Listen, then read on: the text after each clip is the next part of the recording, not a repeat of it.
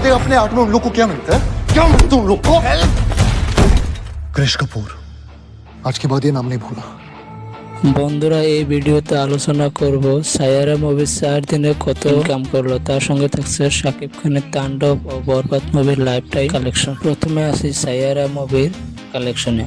18 জুলাই মুক্তিপ্রাপ্ত সায়ারা সিনেমাটি এই মুহূর্তে বলিউডের আলোচনার কেন্দ্র। সিনেমার বাজেট ছিল প্রায় 50 কোটি এবং এটি মুক্তি পেয়েছে 2800 স্ক্রিনে ভারতে এবং 3500 স্ক্রিন বিশ্বব্যাপী। চলুন এক নজরে দেখে নিই এই 4 দিনের সংগ্রহ। প্রথম দিনে ইনকাম করেছিল ইন্ডিয়া থেকে 6 কোটি 85 লাখ টাকা, আর দ্বিতীয় দিনে এই সিনেমাটি আয় করেছিল 5 কোটি 7 লাখ টাকা, আর তৃতীয় দিনে আয় করেছিল 8 কোটি 2 লাখ টাকা। এই সিনেমাটি চতুর্থ দিনে 7 কোটি 1 লাখ টাকা ইনকাম করেছিল। মোট ইন্ডিয়া থেকে কালেকশন করেছিল 27 কোটি 86 লাখ টাকা, আর বিশ্বব্যাপী 4 দিনে ইনকাম করেছে 9 কোটি 4 লাখ টাকা। এই সিনেমাটির মোট আয় হলো 4 দিনে 37 কোটি 26 লাখ টাকা। 4 দিনের বক্স অফিসে পারফরমেন্স দেখে বলা যায় সায়ারা এখন পর্যন্ত মোটামুটি ভালো ব্যবসা করেছে, তবে আসল চ্যালেঞ্জ আসবে সেকেন্ড হাফ। এবার আসি তাণ্ডব মুভির লাইফ টাইম কালেকশন নিয়ে। তাণ্ডব সিনেমাটি শাকিব খানের কেরিয়ারের বহুত আলোচিত